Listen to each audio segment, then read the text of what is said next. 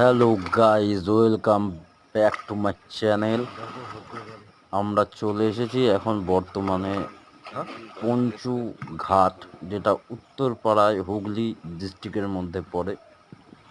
খুব সুন্দর অসাধারণ ঘাট দেখতেই পাচ্ছ।